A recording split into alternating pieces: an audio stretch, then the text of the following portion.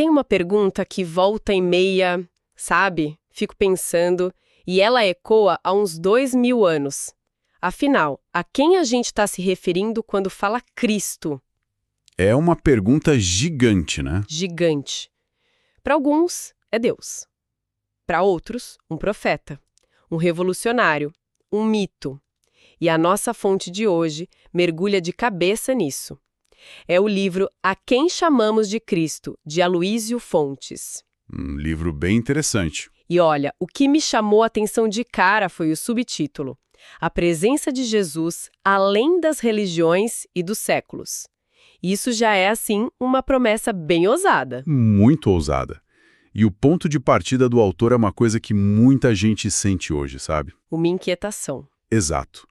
Aquele sentimento de que as religiões organizadas, com seus rituais, seus dogmas, elas acabaram construindo tipo um muro ao redor de Jesus. Sim. A mensagem original, que era super simples e direta, ame o próximo, perdoe, não julgue, ficou meio perdida no meio do caminho. Entendi.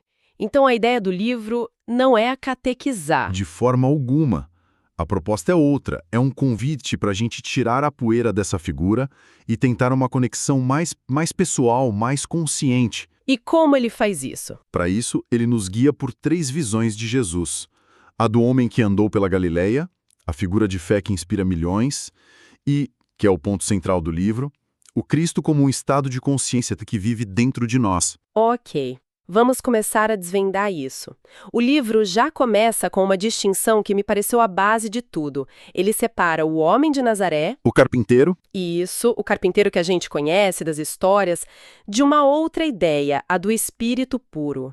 E ele menciona que essa ótica tem base na doutrina espírita. exato. Para quem não está familiarizado, o que isso significa na prática? Porque falar que ele é o espírito mais elevado que já esteve encarnado na Terra é uma afirmação bem forte. É uma afirmação central para entender o livro. A doutrina espírita, que foi organizada no século XIX por Allan Kardec, ela se baseia em algumas ideias-chave. Como a reencarnação. Isso. A ideia de que somos todos espíritos imortais num processo contínuo de evolução, através de múltiplas vidas. Pensa nisso como uma grande escola cósmica. Ok. Nessa lógica, Jesus seria aquele aluno que não só gabarita todas as provas, mas que entendeu a matéria num nível tão profundo que se tornou um modelo para todos os outros. O nível máximo de evolução que já pisou aqui. Exatamente. E isso muda tudo porque o transforma de uma figura divina, separada, inalcançável, em um irmão mais velho.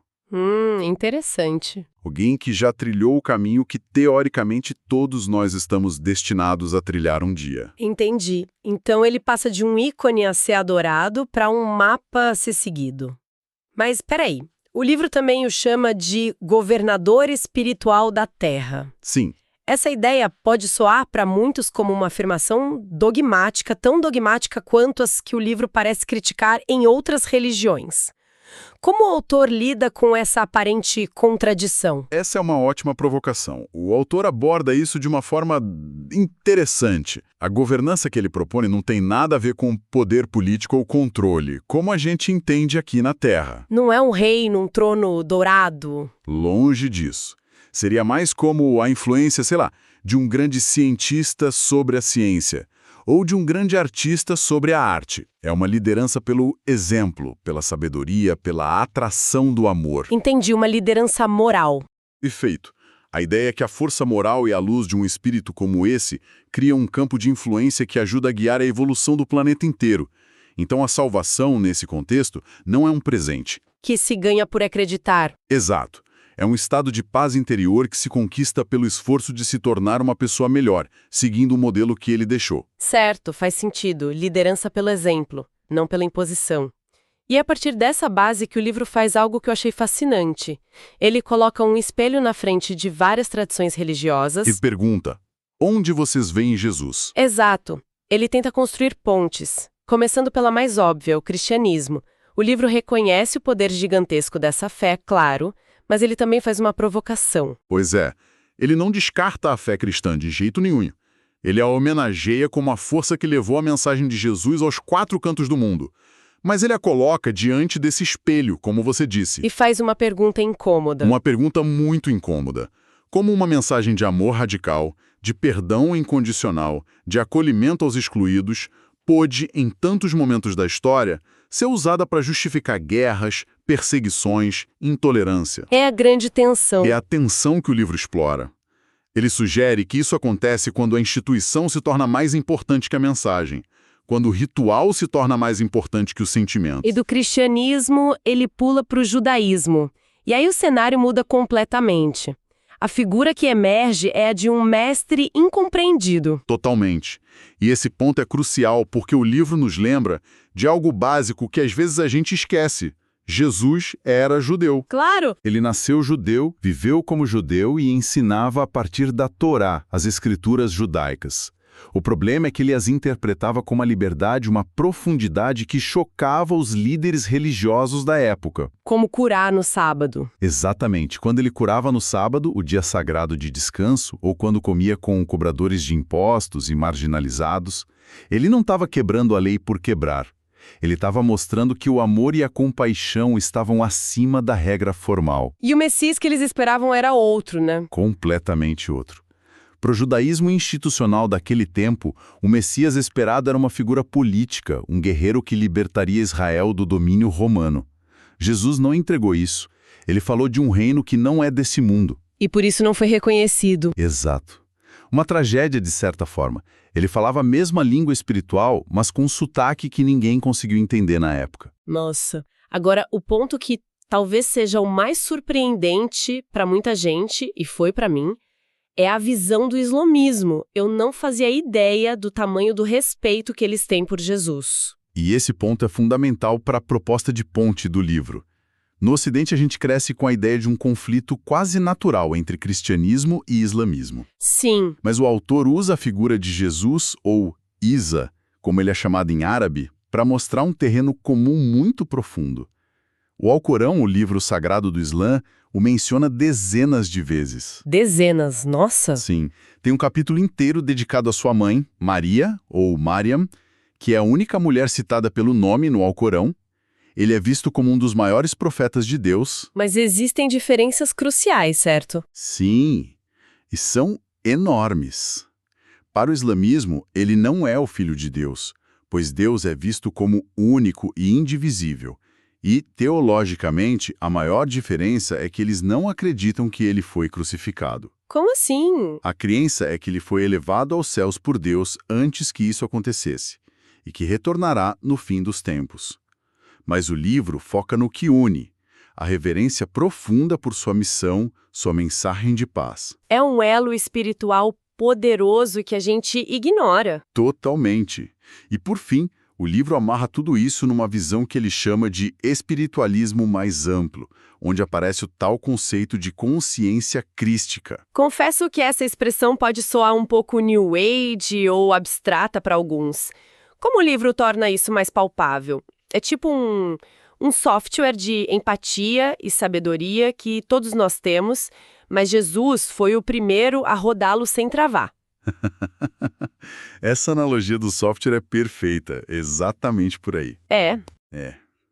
O livro descreve a consciência crística não como uma propriedade exclusiva de Jesus, mas como o potencial máximo da consciência humana. É o sistema operacional da alma na sua versão mais evoluída, rodando perfeitamente os programas do amor incondicional, da sabedoria plena. Então Jesus não possui essa consciência. Ele a manifesta de forma completa, assim como Buda manifestou a consciência búdica, que seria outra faceta da mesma iluminação.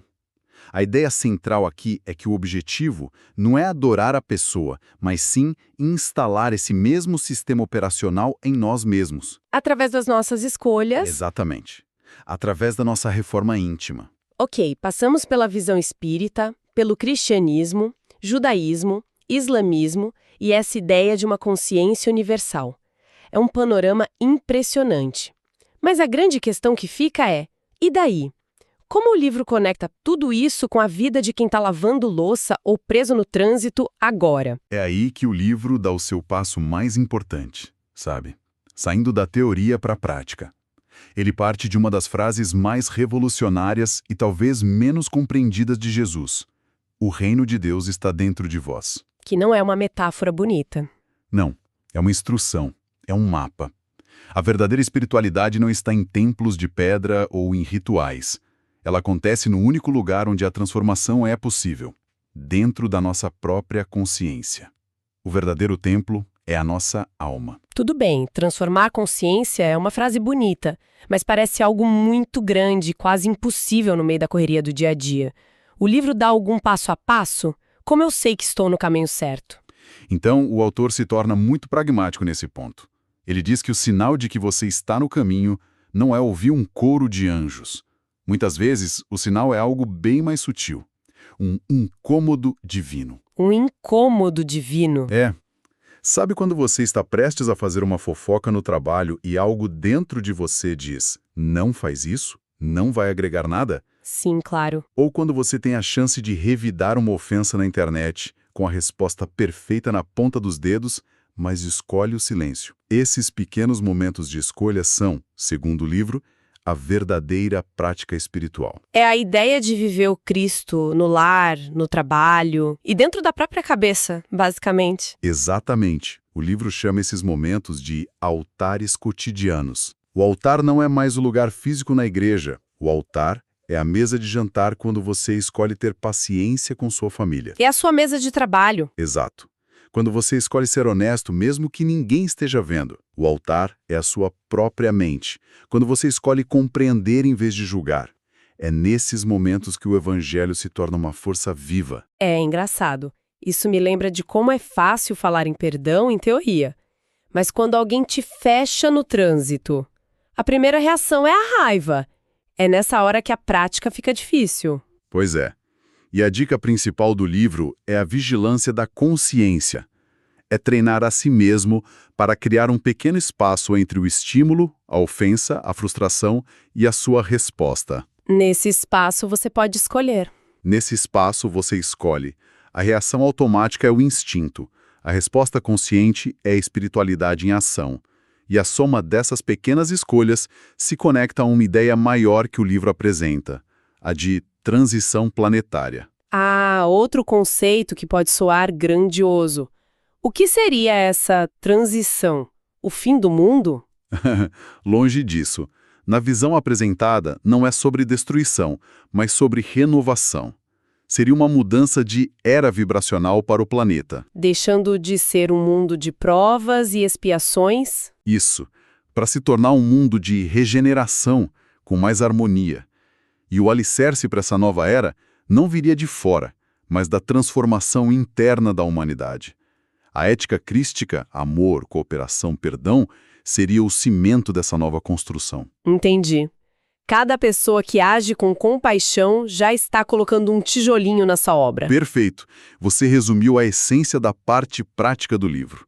Já se torna um instrumento do Cristo na construção desse futuro. Para finalizar, então, a grande mensagem de A Quem Chamamos de Cristo parece ser um convite, não para se filiar a uma nova religião, mas para uma jornada interior. Exatamente. É menos sobre ter uma resposta definitiva e mais sobre ter a coragem de começar uma busca pessoal honesta. O verdadeiro encontro com o Cristo, então, acontece quando a gente para de procurá-lo só fora. E o reconhece como uma presença viva, um potencial latente dentro de nós.